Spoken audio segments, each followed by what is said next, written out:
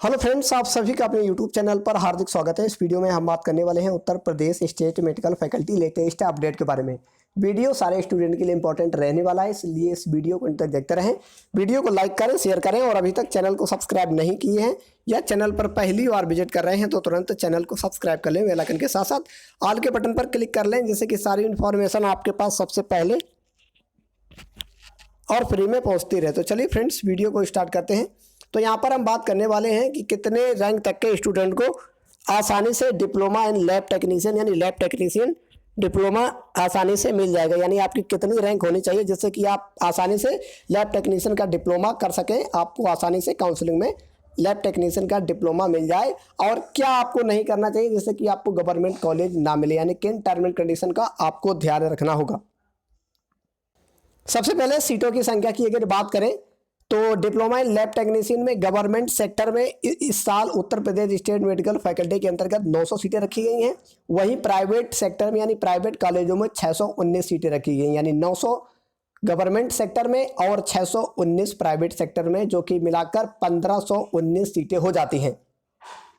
तो यहाँ पर सबसे पहले लैब टेक्नीशियन डिप्लोमा की थोड़े ब्रीफली बात कर लेते हैं कि आखिर में किन स्टूडेंट को ये डिप्लोमा कोर्सेज करना चाहिए और किन स्टूडेंट को डिप्लोमा कोर्सेज नहीं करना चाहिए। कौन कौन से सब्जेक्ट अगर आपके अच्छे हैं तो आपको ये डिप्लोमा कोर्सेज करना चाहिए और कौन से सब्जेक्ट अगर आपके खराब है तो आपको डिप्लोमा कोर्सेज नहीं करना चाहिए। आपकी जानकारी के लिए बताते हैं, चाहे आप फिजिक्स केमिस्ट्री मैथ या फिजिक्स केमिस्ट्री बायोलॉजी हो, तब भी आप इन डिप्लोमा कोर्सेज को आसानी से कर सकते हैं। चाहे वो लैब टेक्नीशियन हो, चाहे वो एक्सरे टेक्नीशियन या फिर अन्य कोई डिप्लोमा हो, आसानी से। यहाँ पर कोई भी बाउंडेशन नहीं है कि आपका फिजिक्स केमिस्ट्री मैथ होना चाहिए या फिजिक्स केमिस्ट्री बायो होना चाहिए। यानी अगर कोई साइंस स्ट्रीम में स्टूडेंट पास हुआ है तो वो आसानी से डिप्लोमा इन लैब टेक्नीशियन कर सकता है। अब बात करते हैं कि इसके अंतर्गत कौन कौन से विषय पढ़ाए जाते हैं, यानी आपका विषय कौन सा अच्छा होना चाहिए जिससे कि आप आसानी से इस डिप्लोमा कोर्सेज के अंतर्गत अच्छा परफॉर्म कर सके। तो फ्रेंड्स, आपकी जानकारी के लिए बता दें कि यहाँ पर खासकर बायोलॉजी के सब्जेक्ट अधिकतर पढ़ाए जाते हैं। केमिस्ट्री भी भरपूर मात्रा में होती है, तो जिन स्टूडेंट की बायोलॉजी और केमिस्ट्री इन दोनों पर अच्छी पकड़ है तो वो आसानी से इस डिप्लोमा कोर्सेज को कर सकते हैं। लेकिन यहाँ पर जो मैथ स्ट्रीम के स्टूडेंट है, अगर उनकी केमिस्ट्री अच्छी है तो यहाँ पर आपको कुछ मामलों पर आपको थोड़ा परेशानी का सामना करना पड़ता है। अदरवाइज आप आसानी से इस डिप्लोमा कोर्सेज को कर सकते हैं, खासकर जो भी मैथ स्टूडेंट हैं। लेकिन अगर आप बायोलॉजी है, आपकी केमिस्ट्री और बायोलॉजी अच्छी है तो आप आसानी से कोई भी दिक्कत यहाँ पर नहीं होती है, क्योंकि यहाँ ज़्यादातर कोर्स के अंतर्गत यहाँ पर केमिस्ट्री और बायोलॉजी के अंतर्गत आपको सारा कुछ कोर्स पढ़ाया जाता है। इसके बाद हम बात कर लेते हैं कि आपकी कितनी रैंक होनी चाहिए। यानी इस बार आप हाल ही में जो उत्तर प्रदेश स्टेट मेडिकल फैकल्टी के अंतर्गत स्टूडेंट की जो रैंक आई है उसमें स्टूडेंट की कितनी रैंक होनी चाहिए जिससे कि आसानी से उसको लैब टेक्नीशियन डिप्लोमा कोर्सेज मिल जाए। तो यहाँ पर 900 सीटें हैं गवर्नमेंट सेक्टर में और 619 सीटें हैं प्राइवेट, यानी 1519 सीटें टोटल हुई जाके।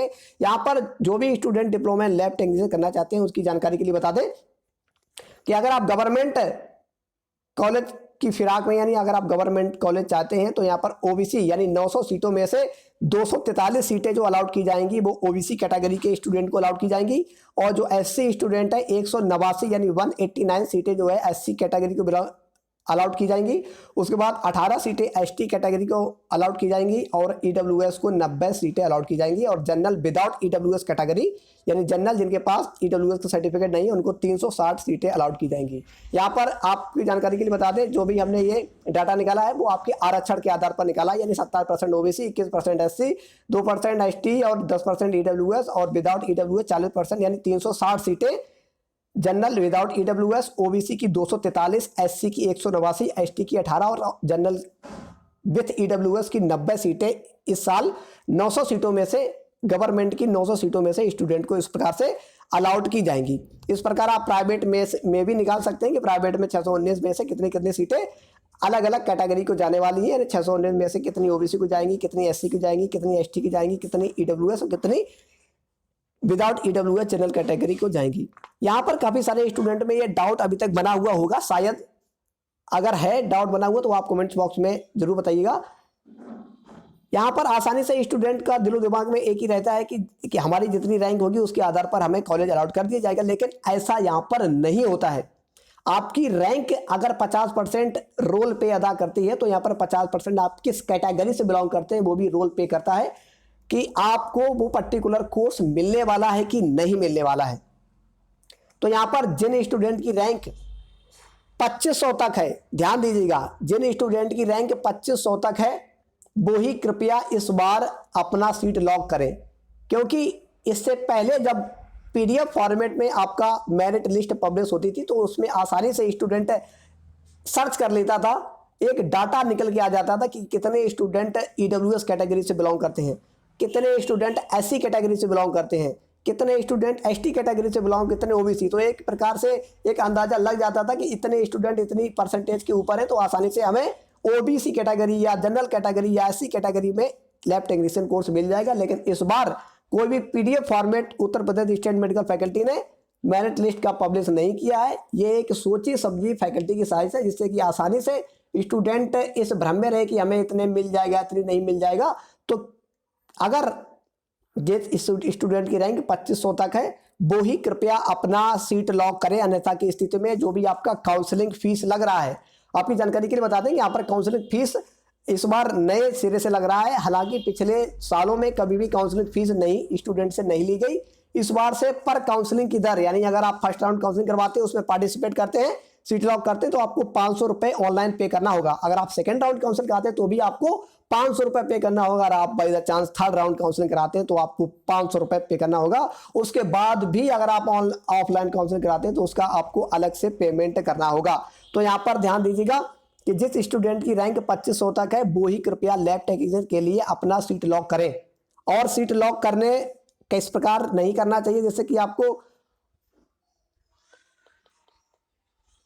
गवर्नमेंट कॉलेज पाने के लिए आपको किन किन बातों का ध्यान रखना होगा। काफी सारे स्टूडेंट ऐसा कर देते हैं कि माना कि जिस स्टूडेंट की 1700 रैंक है, अब यहाँ पर 1519 स्टूडेंट है, इस प्रकार अगर इसमें डी फार्मा के स्टूडेंट निकाल दें तो यहाँ पर थोड़ा चांसेस तो बन जाता है। लेकिन जिस स्टूडेंट की 2000 से ऊपर रैंक है और माना कि उसने जहाँ पर 20 सीटें हैं या 15 सीटें हैं या 25 सीटें हैं, इस प्रकार से कॉलेज में लॉक कर दे, लॉक कर स्टूडेंट जब कर देता है तो यहाँ वहाँ पर जहाँ पर कम सीटें हैं वहाँ पर परसेंटेज हाई जाने का बहुत ज़्यादा चांसेस रहता है। ऐसा पिछले 2-3 सालों में चैनल ने अनुभव किया है और बहुत सारे ऐसे स्टूडेंट जो इस प्रकार से लॉक करते हैं, कम सीटों में लॉक करते हैं, उन स्टूडेंट को वो कॉलेज मिल पाना बहुत मुश्किल होता है। तो यहाँ पर स्टूडेंट जो भी 2500 रैंक तक है तो इस प्रकार जब आप कॉलेज लॉक करें तो इस प्रकार से ध्यान रखें कि जहाँ पर ज़्यादा सीटें हैं, आपकी जानकारी के लिए बता दें कि जहाँ पर 100 सीटें या 80 सीटें हैं वहाँ पर जब आप कॉलेज लॉक करते हैं तो वहाँ पर कम परसेंटेज यानी आपकी रैंक थोड़ा ज़्यादा होने के बावजूद भी आपको वहाँ पर कोर्स मिलने वो डिप्लोमा मिलने का चांसेस बढ़ जाता है। क्योंकि जहाँ पर 80 या 100 सीटें हैं वहाँ पर सेकेंड राउंड काउंसलिंग यहाँ तक कि थर्ड राउंड काउंसलिंग तक सीटें वैकेंट रहती हैं यानी खाली रहती हैं। तो यहाँ पर ध्यान दीजिएगा कि जिस स्टूडेंट की रैंक 2500 तक है आसानी से वो लैब टेक्नीशियन के लिए काउंसलिंग करवा सकता है। इससे ज़्यादा अगर रैंक है तो आप अपनी मर्जी से, लेकिन चैनल आपको अलाउ नहीं करता है कि जिस प्रकार से अगर आपकी बहुत ज़्यादा रैंक है और फिर भी आप 500 रुपये या 1000 रुपये का रिस्क लें।